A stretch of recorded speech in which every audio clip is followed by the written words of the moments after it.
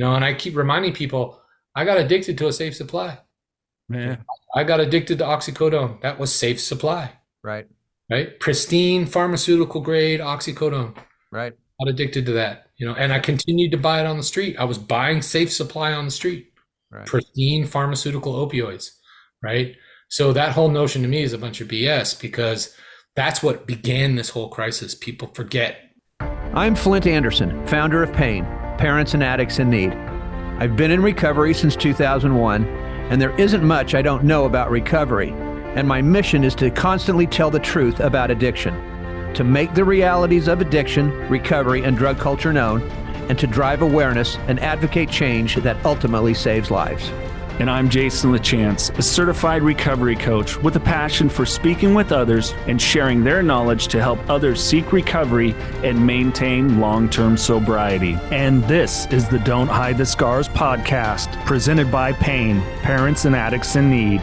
Thank you for listening to the Don't Hide the Scars podcast. If this is your first time, please hit that subscribe button. And if you are getting value out of the podcast, please share with others, as we don't do any advertising in the podcast other than on our social media, Flindt. Other than. So you all help us continue to grow the podcast, and we're seeing a nice uptick in listenership. So a big thank you to you.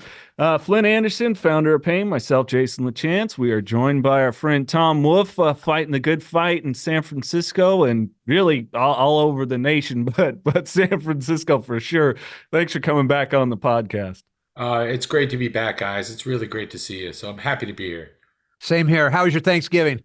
Oh, it was good. We had about 15 people over to the house. It was really nice to host Thanksgiving for the first time in actually a really, really long time. Right. We've had, Christmas and everything here, but to have extended family come over and we cooked everything and the whole bit, it was pretty special. Nice. Nice. It was a good day. And the 49ers won, so I'm happy about that. That's right. Well, you know what? And I can relate to that. This was my realization that the first time I at 45 years have ever hosted family in my home, and that's all a sign of my recovery. And it was like, wow, what a beautiful thing to experience. It is. It's a gift. And I keep telling people recovery is a gift. And that, it's something that people that are out there struggling right now need to understand, that there are gifts waiting for them on the other side. They just have to be willing to let go of their fear. Yeah. The fear of withdrawal, the fear of facing their trauma, the fear of facing their problems, and embrace the idea of recovery, because there are truly gifts on the other side. No doubt about it. Amen to that. And what I liked about ours is that I had that foot surgery, so they just planted my ass out in the backyard, with the next to a fire pit and a TV screen. All right, and I was happy as a clam out there. I didn't have to do anything. It was perfect, and my Packers won. So there we go. Oh, everybody's happy then. Everybody's happy. You bet. What'd you guys do with Flindt? We just rolled them out. Rolled them outside. That was it. Oh, heck. Well, again, thanks for coming back on. I know we've talked about having you on more frequently because you're just such a knowledgeable and passionate person. But a thing hit the news and I was fired up about it. And Flindt and I both agreed, you're the person to talk to. We recently had Jinping from China come in, and I was seeing all over the news that, boy, they cleaned up the streets really quick. The homeless and the addicts, and let's get them off there and get out the spray and, make this beautiful. And our governor, who we just love, his comment was, well, when you have company come visit, you clean up. Yep. What a moron. And it was so effing disheartening. He left himself the quotes that he made about, it's true because it's true that we had to clean up. That quote's going to follow him around for a while. And the mayor of San Francisco standing behind him laughing is also going to follow her around for a while because it just it looked disingenuous is what it looked like. And, there's so many things to kind of dig into here. There's a lot of misinformation that's floating around in social media about actually what happened to the homeless that were in San Francisco. They were like, oh, they moved them all to Oakland, or they housed them all, which proves we can house them. No, the truth is they just moved them up a few blocks into the Tenderloin and into the Van Ness corridor. and they cleared out Market Street and UN Plaza and the whole area down by 4th and Mission by the Metreon, and they put up fences. They put up fences all around downtown San Francisco, and they were ID checking everyone as they walked into those areas, to keep the homeless and to keep people that were struggling with addiction out of those areas. I mean, that's the only reason that I can think of. There was some pro-Palestine protests going on at the same time too, but it's just really interesting to me that in the most liberal city in the United States, that that hates Donald Trump here with a passion, right? And they hate the whole concept of building a wall and all that. That the first thing they did is they came in and they put up walls all over San Francisco. I mean, you have to understand the irony of that, right? Yeah. To keep out a subset of the population. Literally, it was to keep a subset of the population out of those areas, which is not equity, right? We talk about equity. There's no equity in that, and they basically segregated that population back up into the Tenderloin and out to the Van Ness corridor, where they waited it out for a week. That's basically what happened. They didn't, they may have housed or sheltered maybe 120 people out of 8,000 homeless. And then the rest of them, they just said, nope, you got to go. See you later. And moved them up a few blocks. Wow. Unreal. Unbelievable. I don't even know what to say, to be honest with you. I just, I don't know. Go, because I'm speechless at the moment. I was watching Soylent Green the other night. Ooh, wow. Been a while for some of us, and I was like, God, this just reminds me of what is going on in San Francisco and LA. It has so many of those things, and it's just like, I'm laughing because if not, I'm going to get really angry. Like, we're just we're going to put on a good front. Yeah, that's what they did. So when he left, did they take the fences down and everybody's back in the normal spot again? Yeah. So the whole week of APEC. So it wasn't just President Z that was there. You had the president of the Philippines and the president of Vietnam, and you had the president of the United States. Nobody talks about the fact that POTUS was here too, right? Right. And so you had all these cops. You had an extra 150 CHP officers working in the city, along with the cops, and a bunch of feds. And the cops were given unlimited overtime during the whole week. So you had cops working doubles and triples out there to create this police presence out on Market Street and South of Market area where all the events were taking place. And all of a sudden, like literally all of a sudden, the streets looked great. Yeah. They looked secure. They did come and spray them down and clean them up. But there was like 2 cops on every corner. And nobody was getting shoplifted.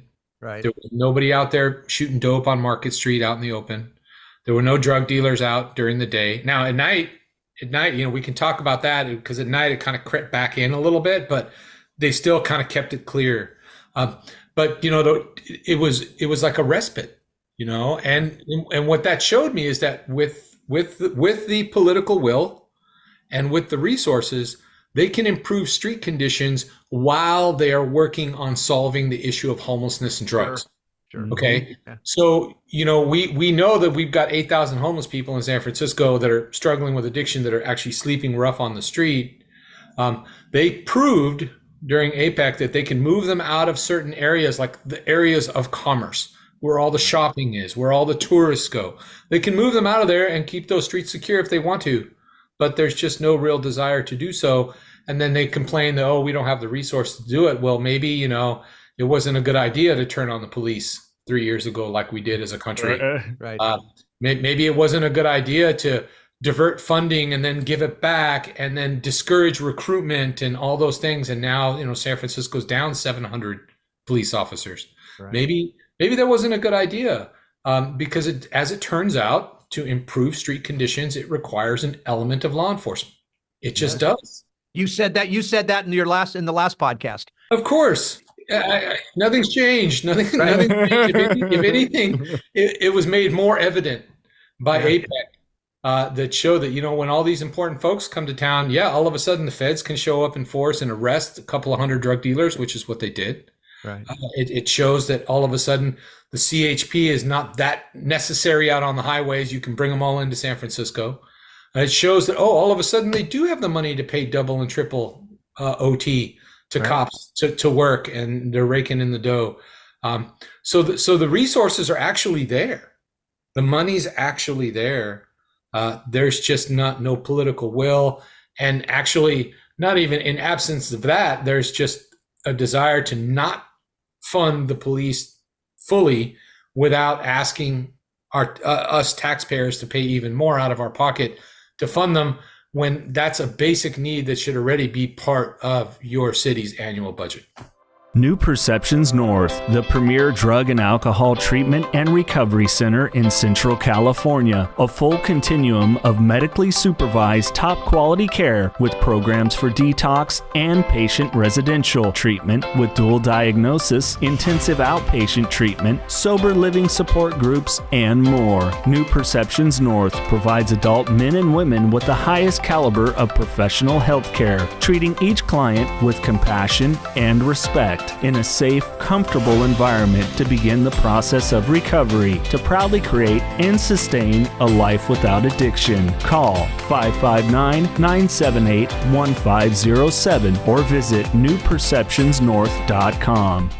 It doubly proves, once again, we're in another situation where we have our governor, others, spouting a bunch of bullshit that they don't even believe. It just goes to prove they're like, no, this is the way it is. If it was really the way that it is and they see it that way, they would have left everything as is. They would have just left it as is. But they didn't. They come in and they do all of this, just proving just how much more full of shit, I don't know how else to say it, they are about the whole situation. So look, the way I look at all of this is I look at criminal justice reform as a whole, as an experiment. It's an experiment on human beings and on society.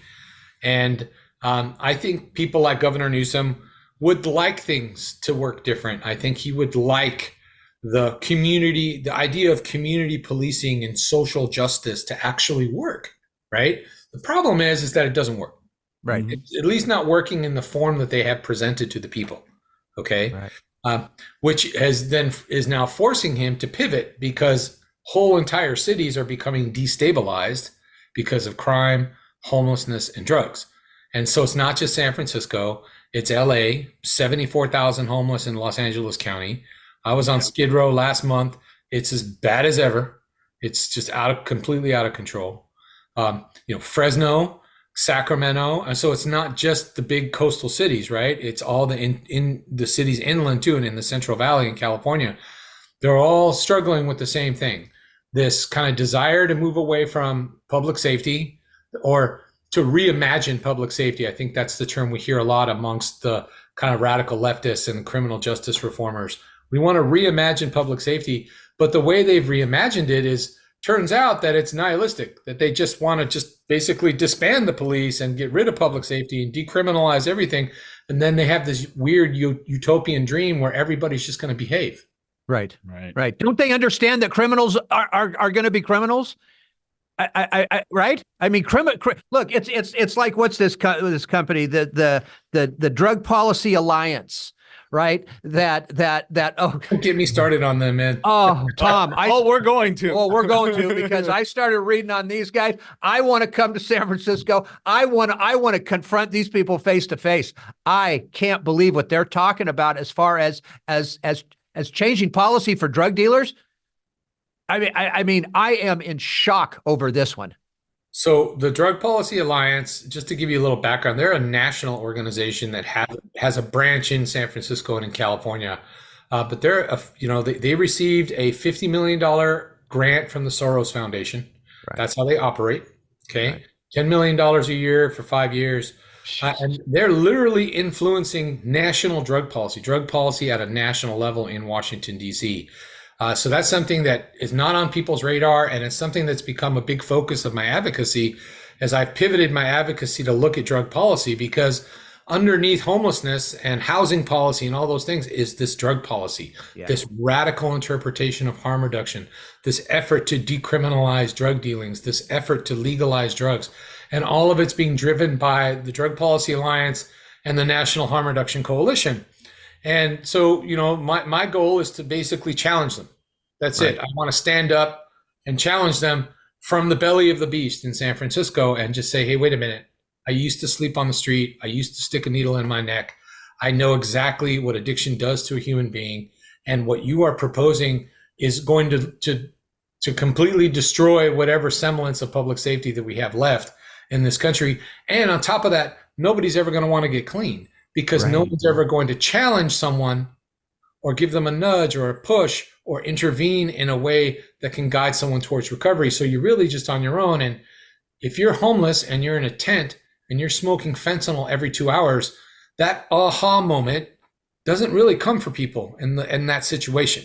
You have to be faced with a choice many times, right? Oh, you're going to go to jail, or we're going to hold you accountable in this way. You need to make a choice, and then they make a choice.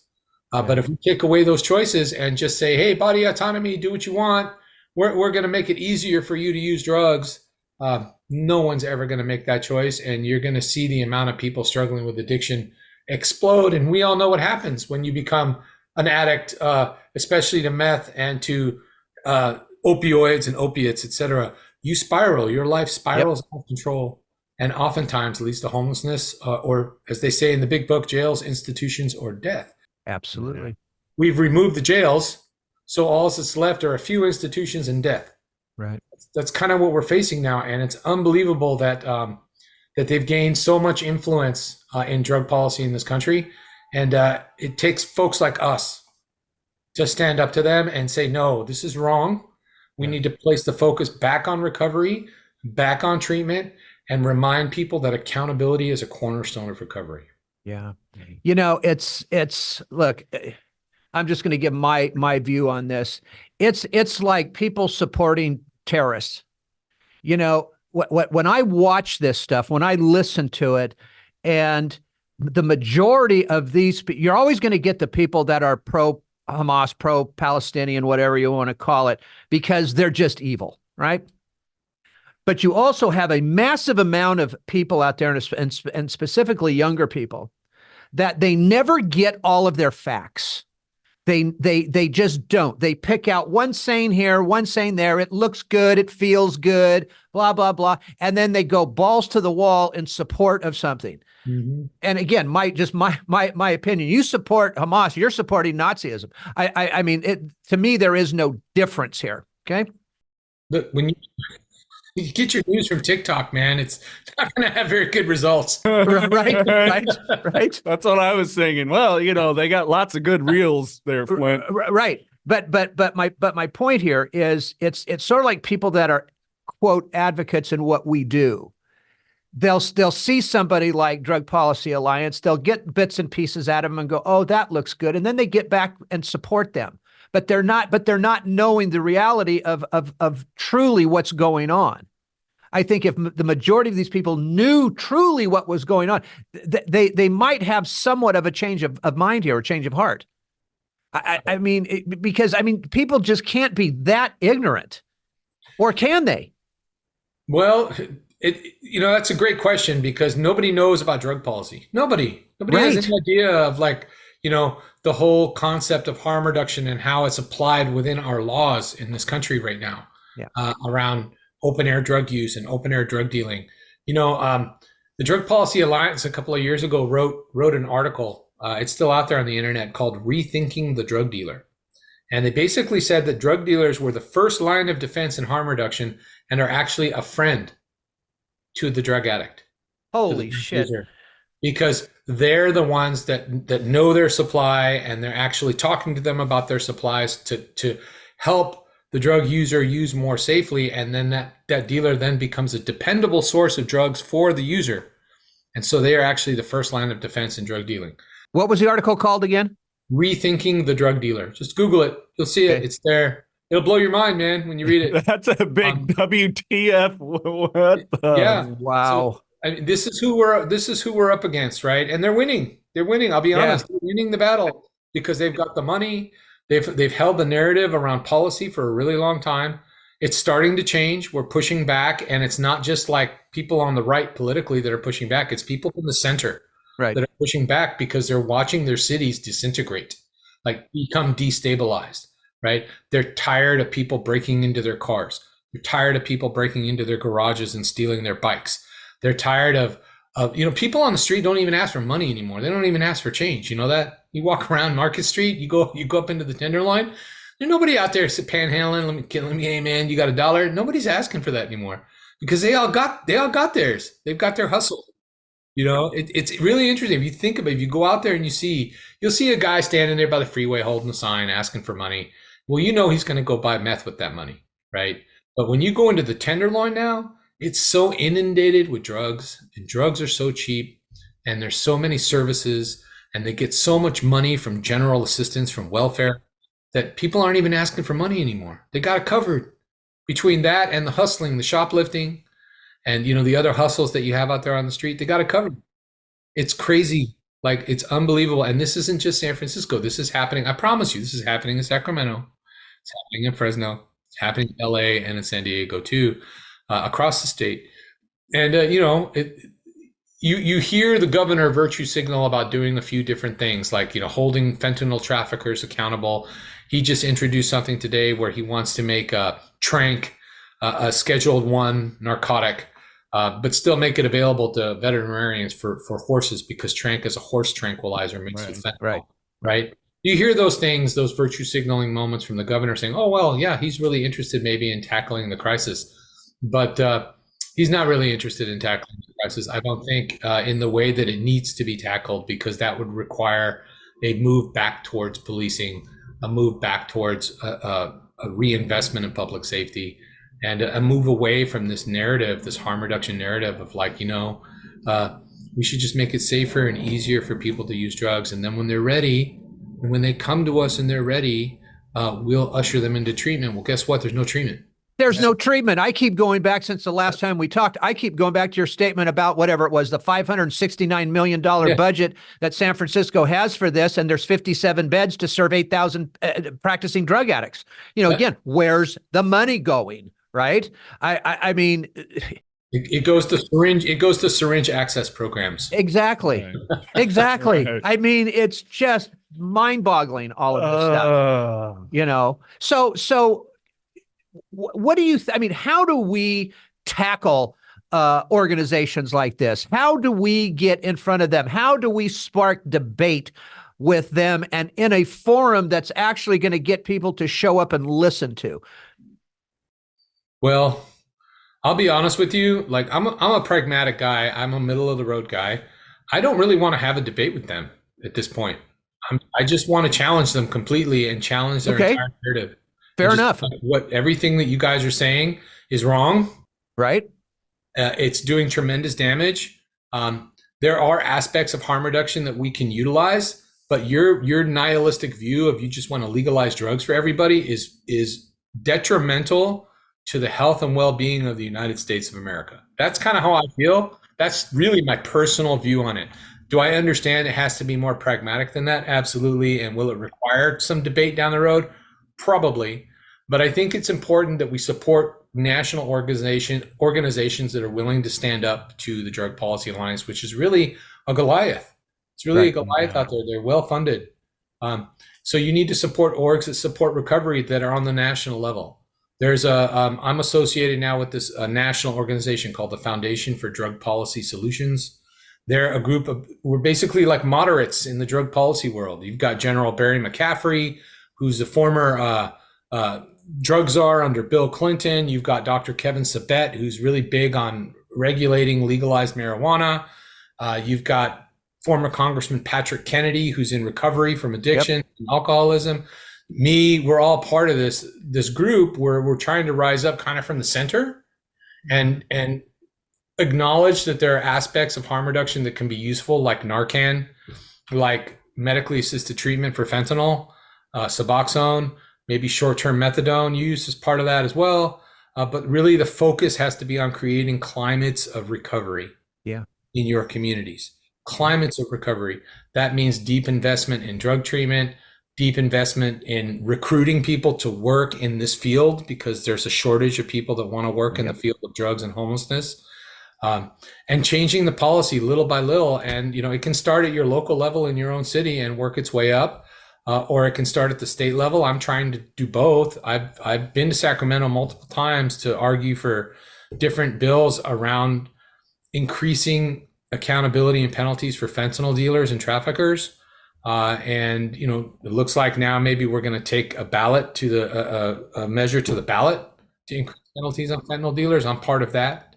All right. So these are the things that you have to do. And while at the same time, don't be afraid to go to Washington, D.C. One of the big highlights of my year this year was in April. I got to go to Washington, D.C. and I held with that foundation, and we held a congressional briefing.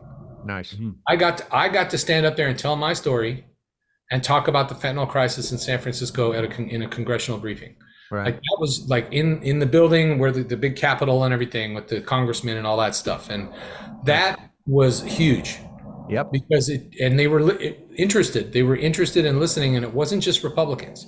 Mm-hmm. It was Democrats too, because they know that back home in their communities, there are entire portions of their communities that are being ravaged by fentanyl right now. Right. And giving out foil, pipes, and straws to them is really not a long-term solution to address this crisis.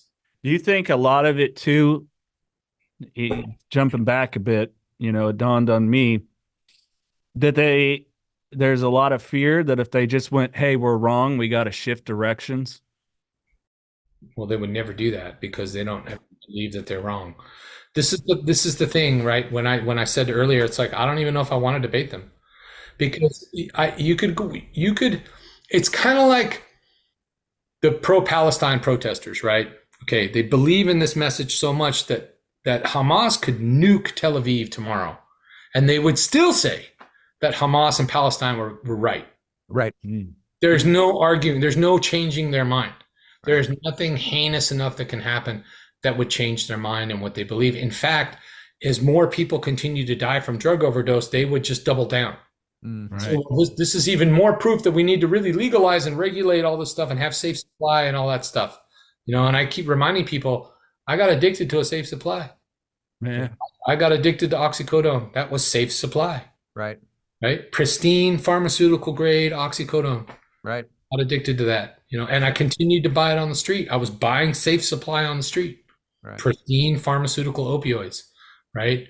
So that whole notion to me is a bunch of BS, because that's what began this whole crisis. People forget. Not only do they forget, but they don't understand what, again, I'm going to go back to this 1,000 times. They don't understand what addiction is.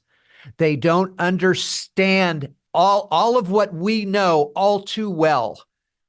They don't get it. And by the way, most people never will get it. But somehow we've got to get that across to these people that are actually casting their vote. Yeah, it's true. That's where people like us come in, trying to raise awareness and educate.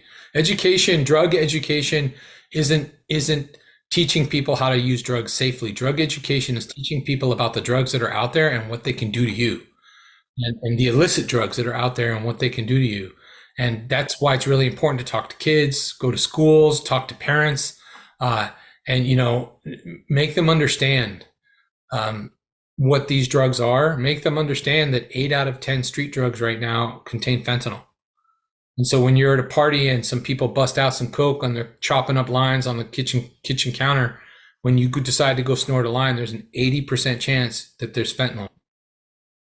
Like they need to those are the things that we need to raise awareness on and make people understand, and make people also understand that fentanyl has really changed the game.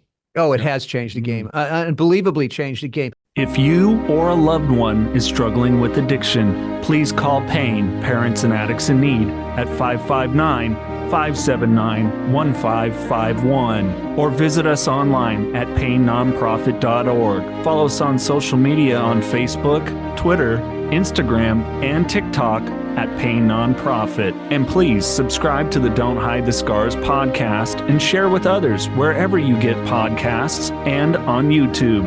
And if you would like to donate to PAIN, Parents and Addicts in Need, Please click the link in the description to make your tax-deductible donation today and help us save more lives gripped by addiction. Everything you said is absolutely 100% correct, right? But how? Again, we've both been at this a long time.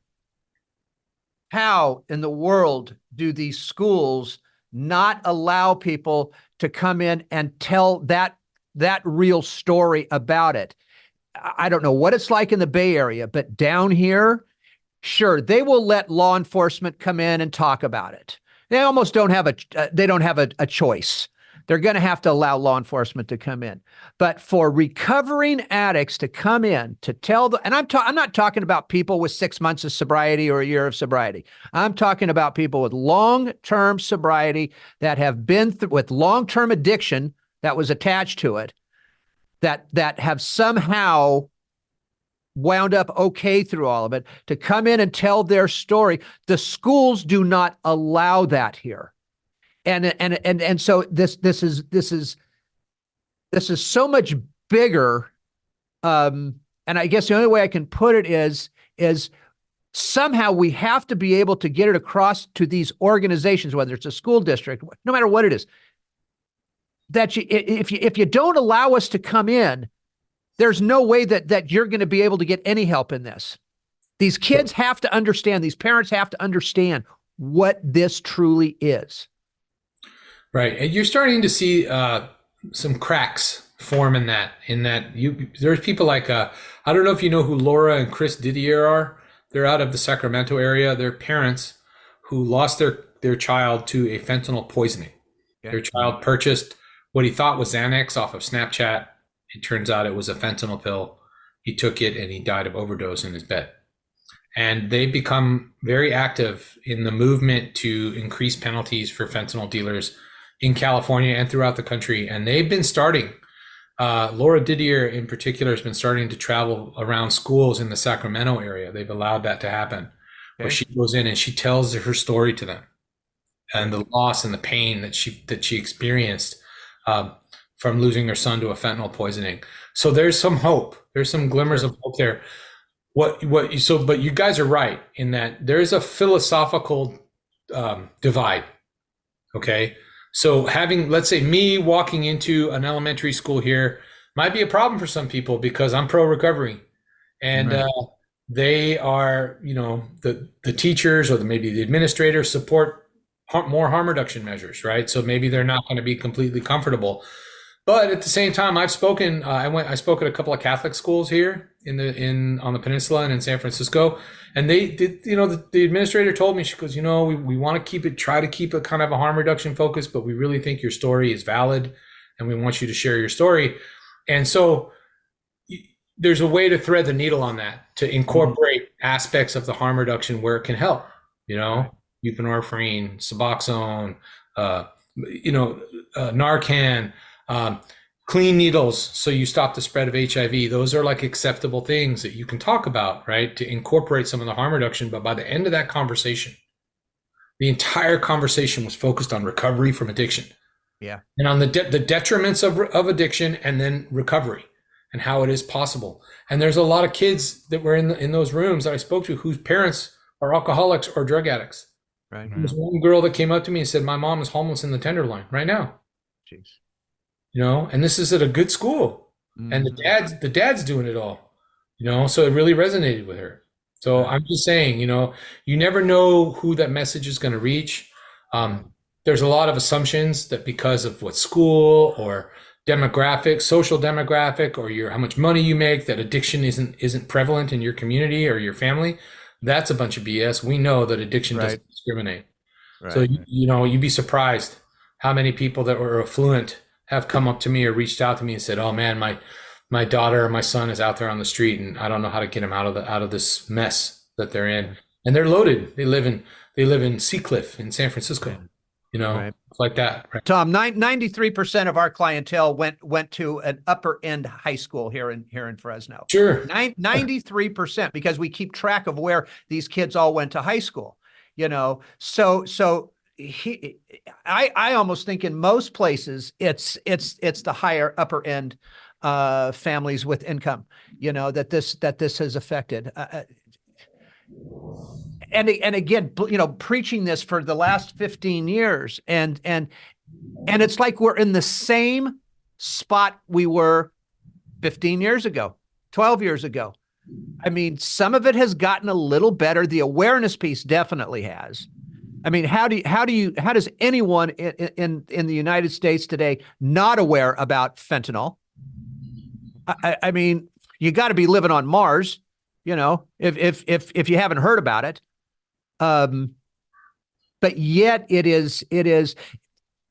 Again, I posted something the other day just because it pissed me off. Here we have the war in the Middle East, which I understand, but I haven't heard shit, okay, from any other advocate out there, not in our area, talking about fentanyl, talking about treatment, talking about even long-term harm reduction.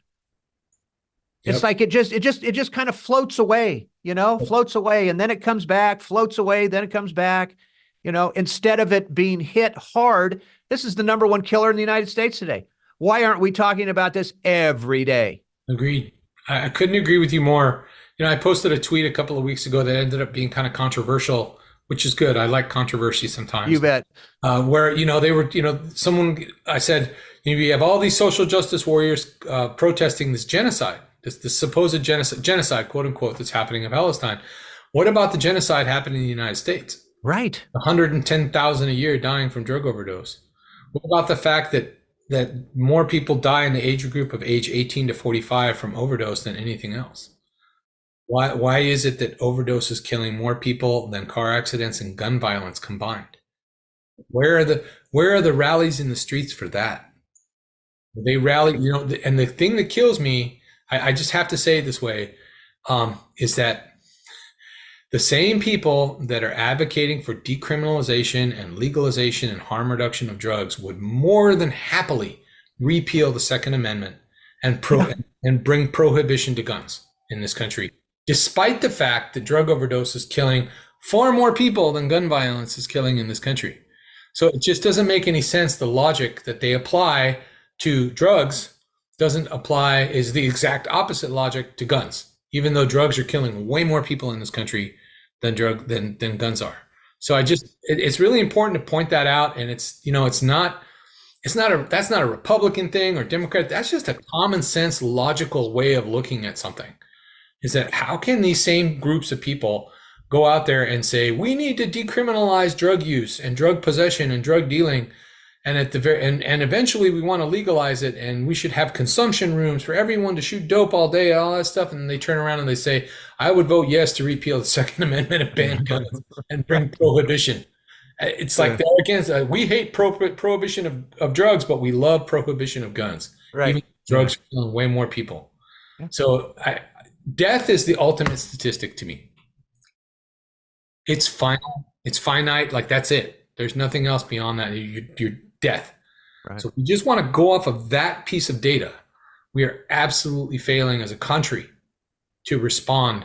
And the policies that we're implementing are completely backwards because deaths have only increased since we began the whole decriminalization model in 2015 in California. Right. Yeah. Well, and what is the statistic? It's something like 2 747s full a day crashing over the course of a year. That's what our rate is. And if that happened, we would be up in arms. What's wrong with the travel? This is not safe. This is dangerous. This is terrible. Oh, and it's like, my goodness, people, I'm just amazed at the inability, like we were just saying there. I mean, people, you're giving individuals the loaded gun that they can aim at themselves every day. They're playing Russian roulette. So they're handing out, you go down the street, there's people pulling a red wagon down in the Tenderloin in San Francisco right now, handing out hygiene kits is what they call them.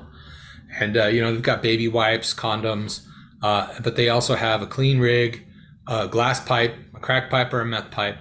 And then it has, a cooker, tourniquet, cotton balls, all the stuff that you need to mix up a shot of whatever it is you're going to mix up and stick it in your body or smoke it up. Foil and straws too. Those are all included in your hygiene kit. They're giving all that out right now. And it's almost kind of like saying, well, here's your free gun. Here you go. Yeah. just go up there to the corner to those drug dealers over there, and you can buy your bullets for $5. Right. Yeah. And they have enough to buy one bullet. So they stick their one bullet in their revolver and they close it and they spin it around and put it to their head and pull the trigger. That's exactly it. It's exactly what's happening right now. And it drives me nuts that people don't want to look at it that way. And if you do say that, then you're a Republican or you're a right winger or you're a fascist. I hear it all in San Francisco. You know, here I am still a moderate Democrat and I'm still being called a fascist on the daily in San Francisco for calling out some of this madness that's happening on our streets, all because I experienced it personally. I've got the scars on my arms to prove it, you know, and try to tell people that, no, this is not the way. And they're too interested in listening to the kind of purple-haired activists that want to talk about, you know, there was a rally at City Hall recently. Hold on a second, my battery's dying. I'm going to plug in my charger. It was a rally at City Hall recently about overdose deaths, right? And you had Dean Preston, who's a Democratic socialist on our board of supervisors in the city, like our city council. He was leading the rally. And so it was all like the harm reduction folks that were out there on the steps. And one guy had a sign that he was holding up, all very proudly and happily saying, downtown is for drug users. Jesus. Yeah. While the supervisor, an elected official standing there giving the speech to dudes holding a sign next to him smiling, downtown is for drug users. No and I'm just like, this is where this radical harm reduction has led us to in San Francisco, is that now there are people openly advocating to basically surrender our downtown. Unbelievable. Yeah. Tom, is there any way you could get a hold of one of those, what did you call them? Those kits? A hygiene kit? The hygiene kit. Is there any way you can get a hold of one of those and send it down to us? Yeah, I'll try. Sure. Okay. I'd appreciate it. I want to, Yeah. because I don't think that's hit Fresno yet, but it sure wouldn't surprise me if it does. But this is something that I would like to, I'd like to see it, because I want to talk to some people about this, hopefully, so we don't get to that point. And what's important to understand is that those hygiene kits are embedded in what they call syringe access programs. So in San Francisco, they spend about $36 million every 3 years on various syringe access programs in the city. And embedded within those programs are foil, pipes, and straws. So when you're signing off on the syringe access program, or when like a concerned citizen or a voter sees or reads it in the paper about, oh, these syringe access programs, you're thinking, oh, that's good. We're going to stop the spread of HIV and hepatitis C. What they don't tell you is that funding also funds foil, pipes, straw, and all the other things that go with it. And regardless of how you feel about needles, foil, pipes, and straws is enabling. There's no harm reduction element there. There's not. There is none. None. Yeah. When I was on the street, I had to hustle $3 for a pipe and 50 cents for a piece of foil and a straw from the liquor store, because they would sell them. You know, I had to hustle to get that. And now you don't have to anymore. So I guess the harm reduction is that the user gets to keep $3.50 in their pocket, and that you've almost got enough to buy some fent right there. See, and this, and again, I'm sorry, but this is the stuff that needs to be talked about to those quote harm reduction people, advocates, whatever you want to call them, that don't know the truth about it. They're only seeing a small piece of the harm reduction. Yeah. A lot of these people that promote it, they don't even have an idea this is going on. I guarantee it.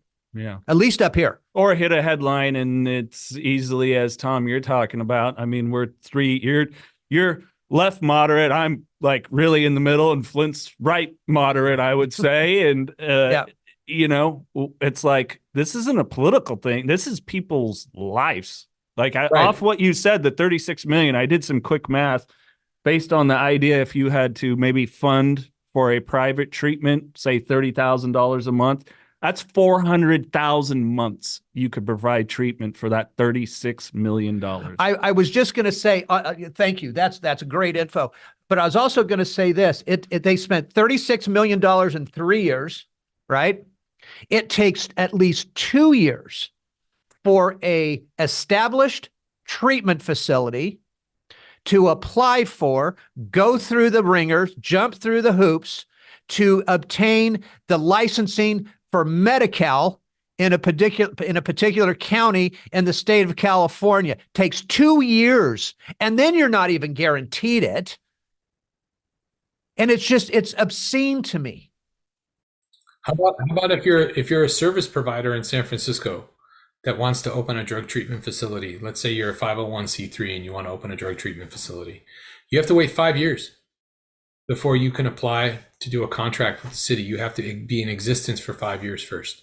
Why would a private, you're talking about a 501c3. You're not talking about private. Okay. Yeah, okay. private's different. That's different. As long as you're licensed, then you have to be licensed under the rules of the state of California, which we get all that, right? But I'm just saying, like, if you were a nonprofit and you wanted to open up a drug rehab, and kind of like a Salvation Army style type of thing, you'd have to wait 5 whole years before you could apply for any RFP with the city, any contract. Do they have a reason behind that? I'm not sure if it's because they want to make sure they're legit, or I'm not sure, but it's just interesting that they put those requirements on the front end, and then they have no auditing of any of the hundreds of millions of dollars that they spend on the existing nonprofits on the back end. Right. They had to have a meeting yesterday, a hearing at the Board of Supervisors here yesterday, because one of the best supervisors on that board is Catherine Stefani. She's great. She actually called a hearing because she wants to have an investigation done into the auditing of nonprofits in San Francisco that have contracts with the city across the board. And the city spends $360 million a year on different nonprofit contracts, like across the board, just for homelessness.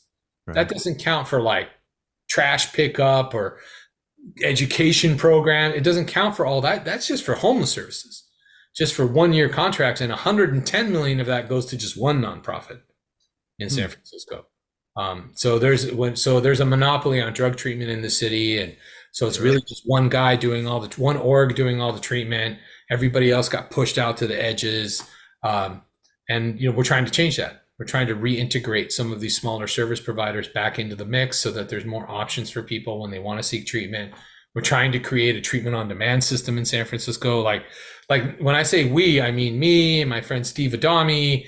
There's a recovery working group. We're working hard, and we have different service providers attached to that. We're trying to string together this whole continuum of care that's going to run almost like as an alternative to the existing model that's in San Francisco, to say, hey, we're going to do this continuum of care. We're going to focus it on recovery. We're going to have the harm reduction elements that are required in there, but really the focus is that when you're done, you're living a drug-free life. That's our goal. And that's what we're trying to push here. And it's picking up traction, man. Good. And it's picking up traction because we're going to lose 800 people to drug overdose this year in San Francisco. Right. 100. We're going to set a new record for ODs in the city. Tiny little city. Did you know San Francisco, we have 4 times as many overdose deaths per capita than anywhere else in California? No. I believe it. Yeah. I mean, I do. So when I say we're the epicenter of the opioid crisis in the Western United States, if not the entire United States, that's why. Sure. We lose more people per capita in this city than anywhere else except for maybe Philadelphia. That's it. Right. Because of Kensington, right? So yeah, the crisis is bad. And you're right. We have 57 detox beds in the whole city. We have 500 treatment beds split between residential treatment and step-down housing. So it's not even really 500 drug treatment beds. It's about 250 drug treatment beds and another 250 or so step-down housing beds after treatment. So you have somewhere to go live. And you have 22,000 drug users in San Francisco. Right. And here I just thought of this. This brings up something else too. And there's people out there that, I hope this makes sense, that are getting pissed off at private treatment centers, and they're going, all these private treatment centers, they're just making so much money, and they're making this and they're making that. Okay, well, look, some are, okay? Most of us are kind of in the middle, right? Some of us are just below that. But when there's not enough treatment centers that come from our counties and from our cities and governmental aid, well, of course the private treatment center is going to make more money. Right. Again, I go back to that whole thing of why does it take so long? There are private treatment centers that will come in and want to take the Medi-Cal issue on. By the way, the Medi-Cal issue is a pain in the ass. Okay, to take on. It's huge. But again, it takes 2 years while there is a treatment center, maybe 1 or 2 in that particular county that is so backed up they can't even get people in. Right.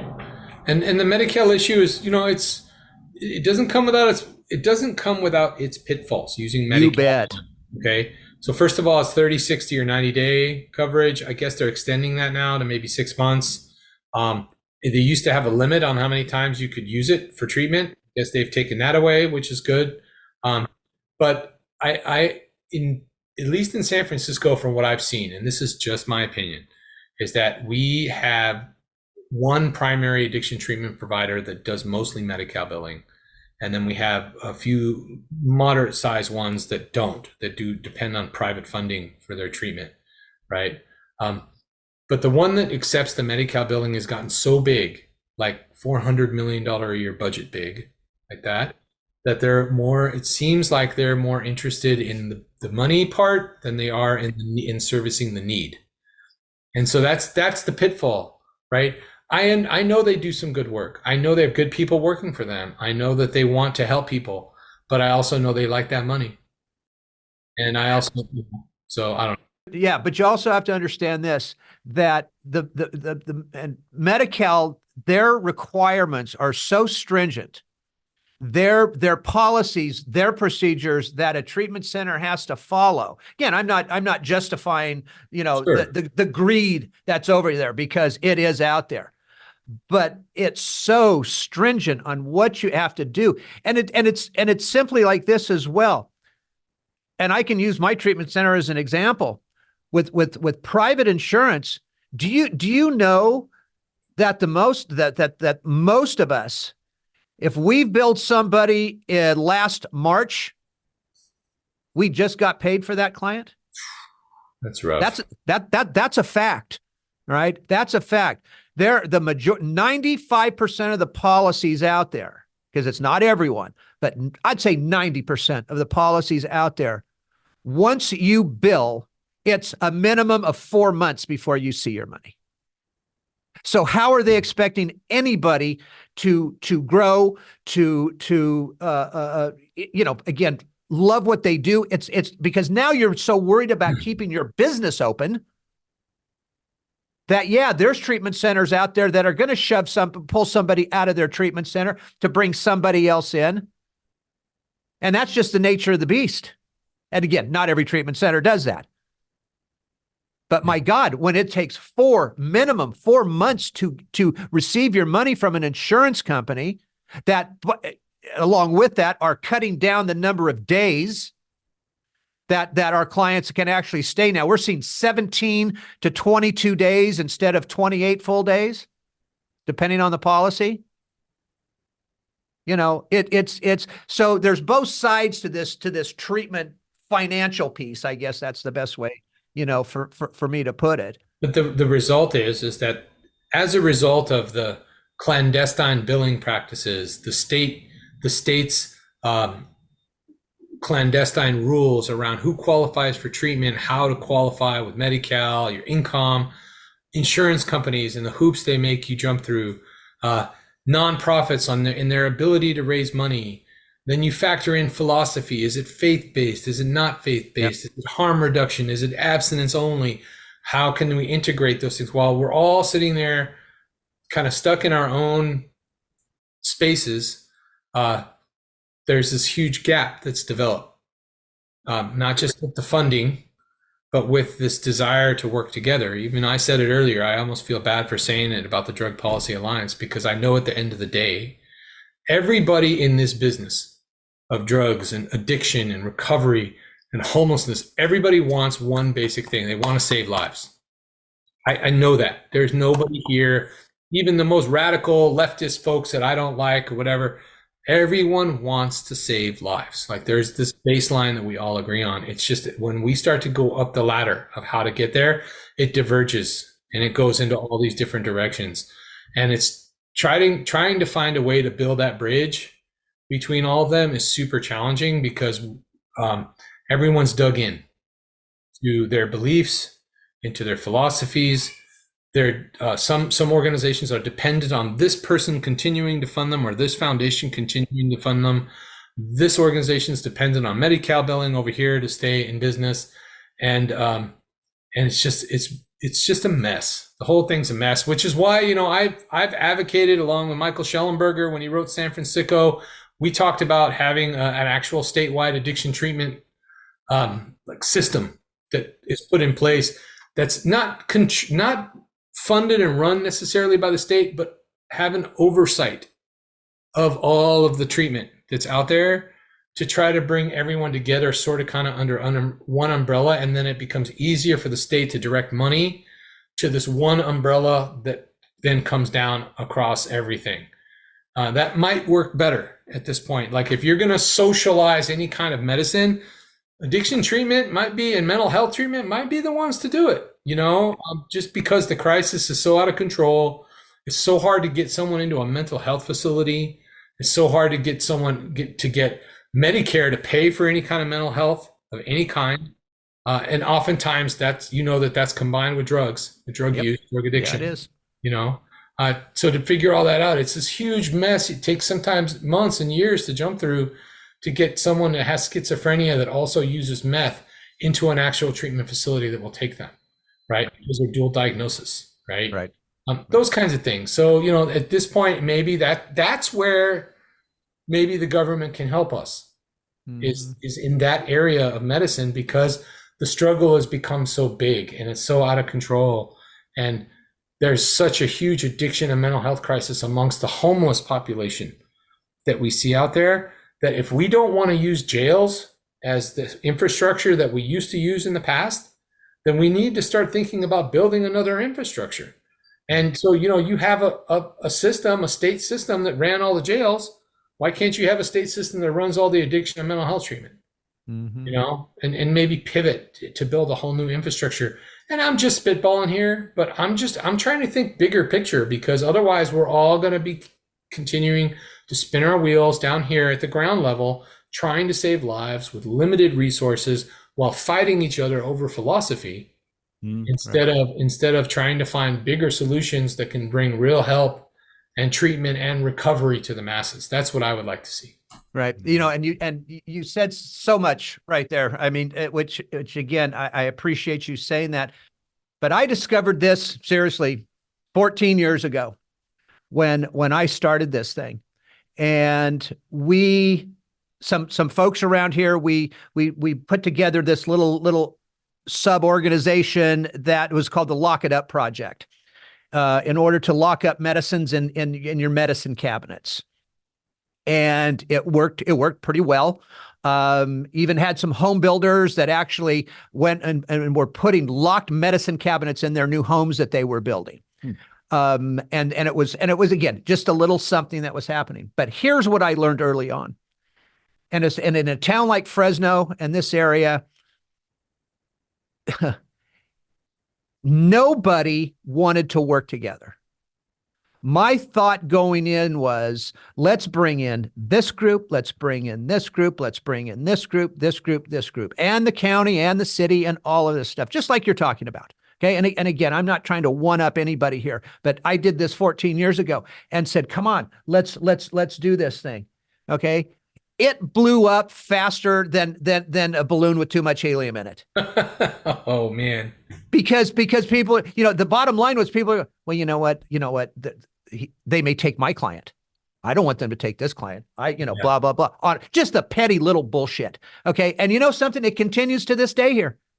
Yeah. It continues to this day. And you're right. If somehow we could get that right group of people and organizations together, I think we can make a hell of a difference. When you think about how much money the state spends, Newsom introduced some grant stuff today, $300 million in grants to all these different counties to help fight homelessness. And he actually said in an interview that, we actually haven't given that much money to this issue in the past. And I'm like, he's given $17.5 million in the last 5 years to homelessness in California. That's a lot of money. A lot of money. So even if he took, like, let's say you had a pool of $20 billion, right? That the state, because they have that kind of money, right? Right. And they decided that they were going to take 5 billion or 10 billion of that and devote it all to developing, creating drug treatment, climates of recovery, mental health treatment. We could do more just with that in 5 years than probably we've done in the last 30. Absolutely. And it's not hard, and you can have a committee and all that, but at the end of the day, you have one oversight that's going to make some harder decisions. Now, there'll probably be some battles about who's in charge of that oversight, but, right? The radical harm reduction folks, and then you got the other, but if they did it kind of like a 3-man panel, maybe oversighting it, that has reasonable representation from, lived experience to a doctor to someone who's an MSW, that could all kind of come together and try to find some solutions and then kind of filter it down. That might help, that might help recruit social workers, recruit psychiatrists, recruit drug counselors, recruit case managers, and maybe be able to pay them a little better than what we pay them now, because that's part of the problem too, is there's not enough people who want to do it. So what I'm basically suggesting is a complete reboot. You know why that's not probably going to happen? As much as I want it to happen, here comes my right conservative side. All right, let's hear it. Fire off. Here it comes. All right. These people do not know how to run businesses. Yeah, well, okay, that's true. When you're talking about the private sector versus government or state or anything else, the private sector, I'm sorry. You know what? I'll say a lot of us know how to run a business, and we know what it takes for that business to succeed. And a lot of times it means taking chances, not being afraid to fail, going after it, knowing who's in charge, because you always have to have the one person that finally says yes or no. You cannot have a committee. Committees are what? It's like when we're using in that committee we've got going on in our head. You have to have the one person that says yay or nay on the final decision making. And again, that's why I've said over the years, why won't government agencies, county agencies, allow the private sector to come in to help them with this? We know how to run the business end. We know how to run the treatment end. So why not bring us in? Because again, without being arrogant, we've been successful at it. Right. I think it's because the state has, I don't want to say unlimited resources, but there's less the whole point here is there's no accountability, right? There's less accountability. So if they screw up and they squander $50 million grant, no one's really going to say anything because it's the state that did it, or somebody who contracted the state did it. That's part of the problem. So we have to bring back accountability in our governance. I get it. And I'm also concerned about philosophy and ideology, with the rise of the kind of radical left in this area, versus kind of people that are trying to be more centrist about this. We're kind of losing that battle, even though we're pushing back. So I don't know. I'm concerned, but I have to try. I think the point is that we need to try to think bigger about solutions to this crisis, to homelessness too, and housing and all that stuff. I sent a tweet out today saying, last year in California, we had a $90 billion budget surplus. Instead of the governor building housing and ending homelessness, which he could have pretty much done with that, he sent us gas rebate cards. And I'm just laughing because I have a hybrid, so it didn't really apply that much to me. I was nice to get the money, just in time for Christmas, but it didn't. I'm just like, and then they're lamenting about how there's no housing. I mean, right. I don't get it. And it just seems to me that our current leadership in Sacramento, some of them are good. A lot of them are just there to virtue signal. A lot of them have never had a regular job. Right. They went to college, they got maybe a Juris Doctorate to become a lawyer, and then they got a job as a community organizer, which is not a job. Right. Yeah. Or union organizer, which is not a job. Right. And they got elected, and they've been a politician all this time. And so do they have an understanding of what it's like to work in a store, even in a store, even at Home Depot, right? Right. Ringing people up, do they? I don't think so. So I just, let alone run a business. So I'm concerned. I have concerns about that. I got to tell you guys this one thing. I remember years ago I was in the produce business. You knew that. Yeah. And we were importing Turkish apricots. All right, dried apricots from Turkey. And I had a boss who was just a hard ass. And I learned so much from him just in this one little thing, because I made a $500,000 mistake. Oh yeah, on a few loads that were coming in from Turkey into New York, then out to California. And he walked into my office. He stood in the doorway. He was only about 5'7", but he had this beard and he was intimidating because he never smiled. And he looked at me and he simply said this: "Don't ever fucking let it happen again."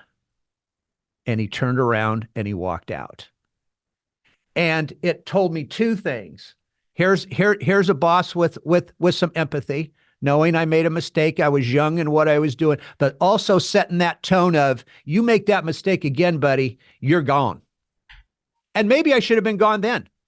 And what my point is, that's the problem, I think, with the government. Okay. Nobody's held accountable. Like you said, they make a mistake. It's, oh, well, all right. Because they're afraid of firing somebody for even making a mistake. And there's no one to replace them. Look, there's no Republicans to speak of in California and Sacramento in elected office, right? There's like 8.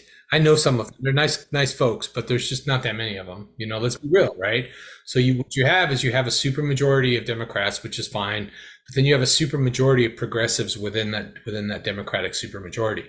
So that even the moderate Democrats that are on the outliers, they're the outliers. They don't get the committee assignments and all those things. And if they go against the grain, they get kicked off of whatever committee and get banished, right? That's the downside about one party rule.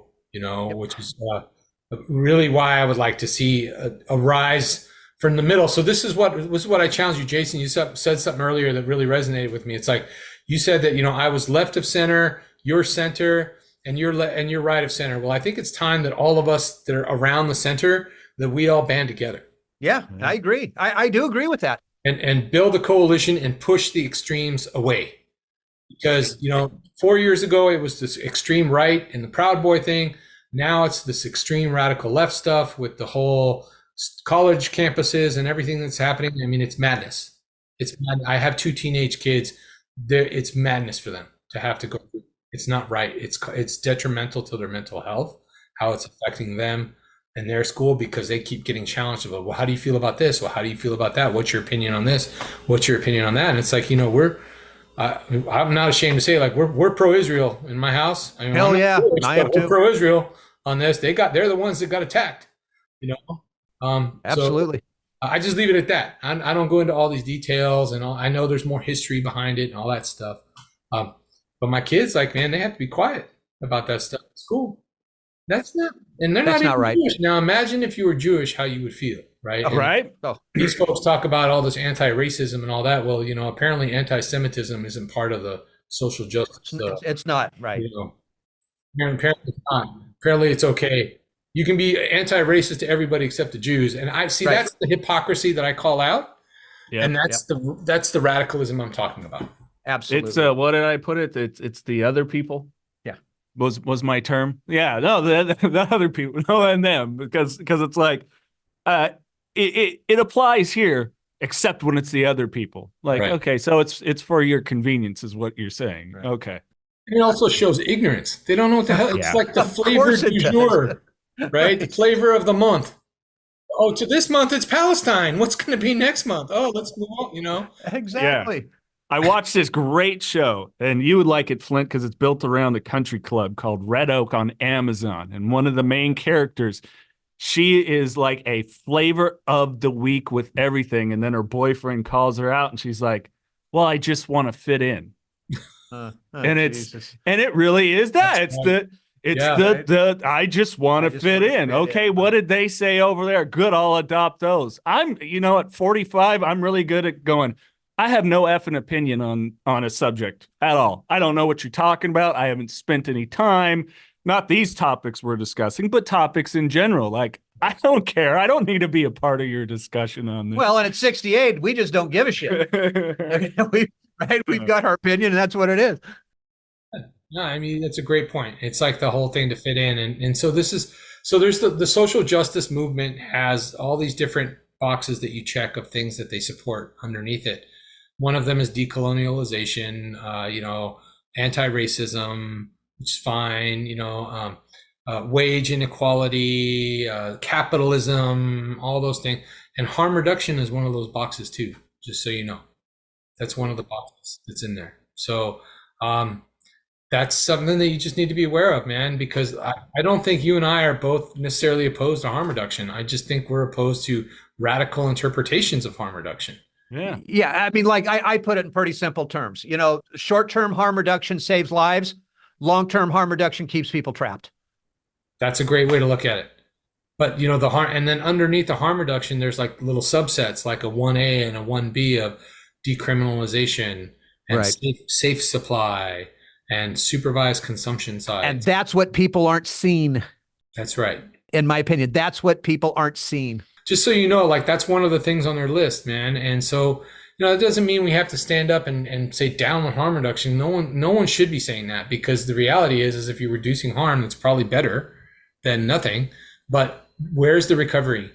Where's the hope of recovery? Where's the promise of recovery? Why has recovery been taken out of their language? When you go to the National Harm Reduction Coalition's website, why do they no longer talk about sobriety and abstinence and recovery like it's no longer part of their vocabulary? That's a huge mistake. And we need to make sure that they reinsert that or get out of the way. Yep. Yeah, Flindt and I, our last episode, we did a one-on-one because we really wanted to break down from dancesafe.org. We got one of the fentanyl test strip kits. Talk about people with purple hair all over. I mean, well, hey, I got red hair, so I can't say anything. Hey, mine's silver, but it's natural. Right? How can you be a wolf and a silver fox all at the same time? Right? There's silver wolves out there, man. So absolutely, there are. That's right. I mean, we went through this thing that in the rhetoric, and it's like you gotta almost have a PhD to interpret a lot of it. But we went through all of it in their kit and everything else, and understanding and preventing overdose and all this.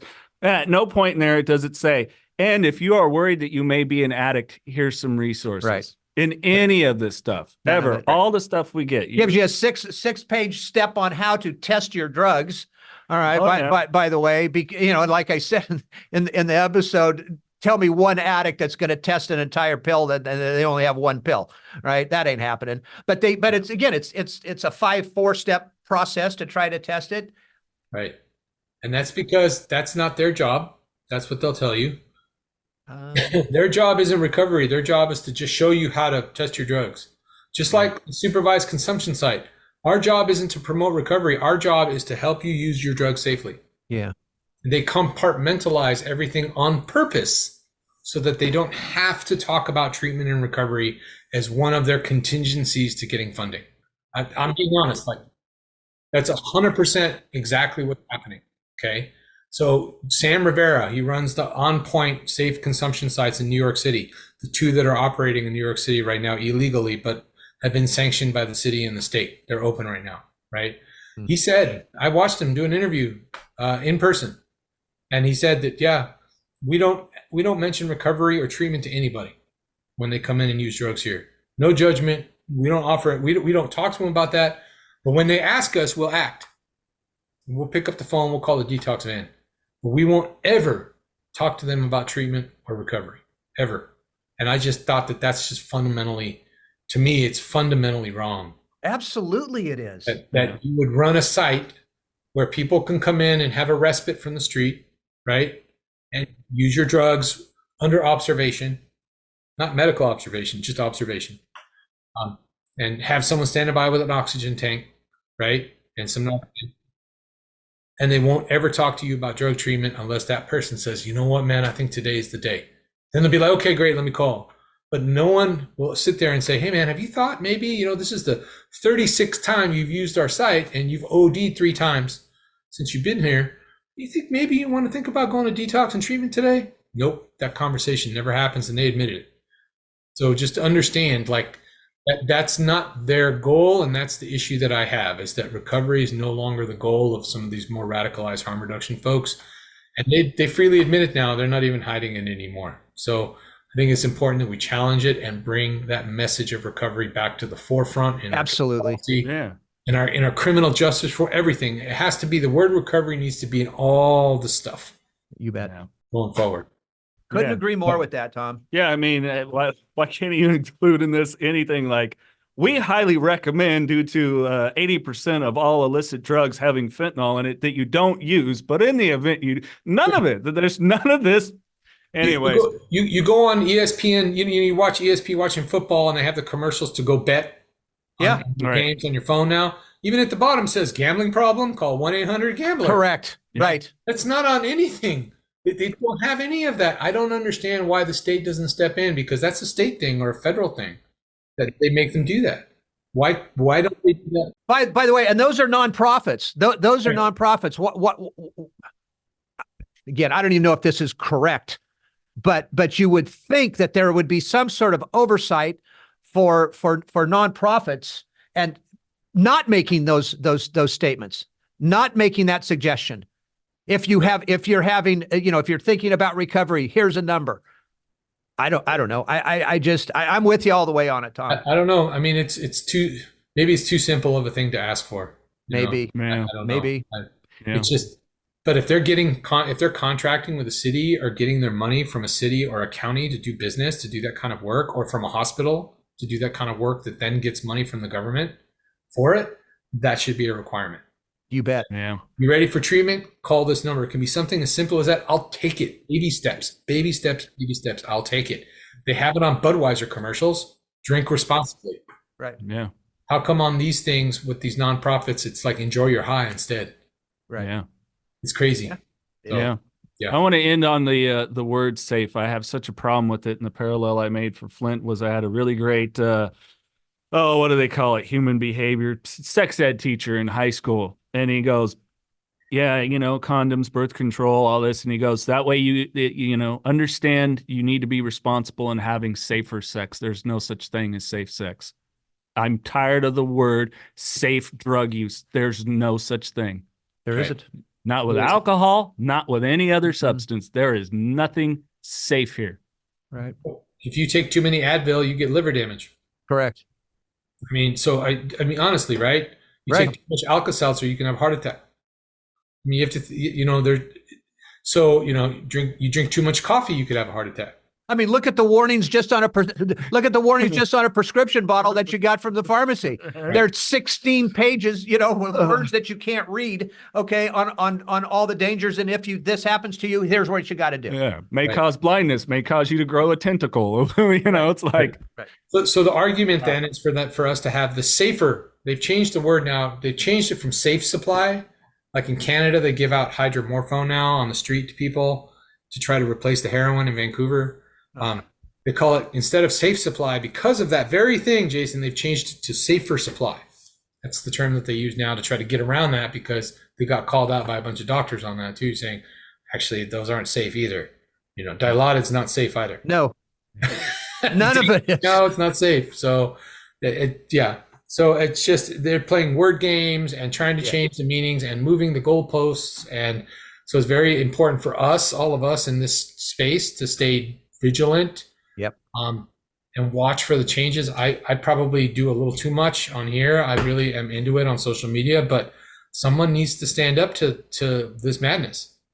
No. Yeah, Tom, and seriously, whenever there's any type of those those conventions, those talks, wherever it is, and if we can be of assistance to you at any point, please let us know, because I know what it's like going to Sacramento and not having bodies there, okay, that are in support of what we are doing. And if you need that support somewhere, our ass will show up to support you. We don't have to be neck deep involved, but we'd like to be, but we'll show up, because we also have to show force here. I think there's some part of that, that these people need to see the numbers of people that are preaching what we're preaching. Yeah.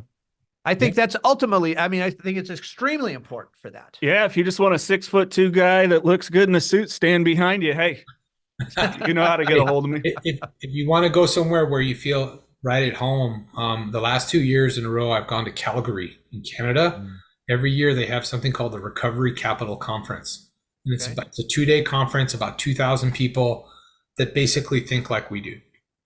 And it's what time of year is it in? It's in April. This next year in April in Calgary. So it's probably still kind of snowy in Calgary, but sure. It's a 2-day event. It's about 2,000 people, and they talk about recovery systems of care the whole time. Great. You get big time people that go up there and speak. Schellenberger spoke a couple of years ago. You got Dr. Keith Humphreys from Stanford. You get big people. They get big people to come up there and talk, and it might be worth the investment for you guys to go check it out. I've gone the last 2 years, and it's just cool because then you start building relationships with people in other cities. And you start finding out that you're not alone. And it's not just a California thing. They've got issues up in Calgary, Alberta too. Yeah, they do. And then you meet people from Minnesota. And then now I've been to Denver a couple of times this year because it grew out of that. And now we're moving the needle in Denver. And so the idea is to keep going east, right? At least with my movement, to keep going east. Yeah, when you get that info, just send it to us or we can check it out too. But absolutely. Yeah. It's just worthy to check out. So then, you have a place to go where you have friends also, right. Instead of always being like the minority in the room, like the minority dissident view in the room when you have all these people talking about harm reduction or whatever. So yeah, it feels kind of good. Gives you hope. You bet. Tom, people want to check you out, get a hold of you, and I say don't stop doing what you're doing on Twitter. I personally follow you from myself from our pain page. We like, we'll share, retweet, whatever the re-X, is that what it is now? It's X. That's right. Yeah. Repost on X. Yeah. What's the easiest way to get you just on Twitter? So you can hit me up on Twitter. My handle's at TWolfRecovery. You can also visit. I have a webpage now. It's a basic webpage where you can contact me. It's www.gooddrugpolicy.org/PAPR, and the PAPR is for my nonprofit, the Pacific Alliance for Prevention and Recovery. Nice. All right. Perfect. Mr. Andersen. Tom, as always, man, thank you. This is good stuff. You're doing great stuff. We're just going to keep fighting the battle, brother. Keep fighting. You have a friend up here in San Francisco anytime. I'm right here. If you or a loved one is struggling with addiction, please call PAIN, Parents and Addicts in Need, at 559-579-1551, or visit us online at painnonprofit.org. Follow us on social media on Facebook, Twitter, Instagram, and TikTok at Pain Nonprofit. And please subscribe to the Don't Hide the Scars podcast and share with others wherever you get podcasts and on YouTube. And if you would like to donate to PAIN, Parents and Addicts in Need, please click the link in the description to make your tax-deductible donation today and help us save more lives gripped by addiction.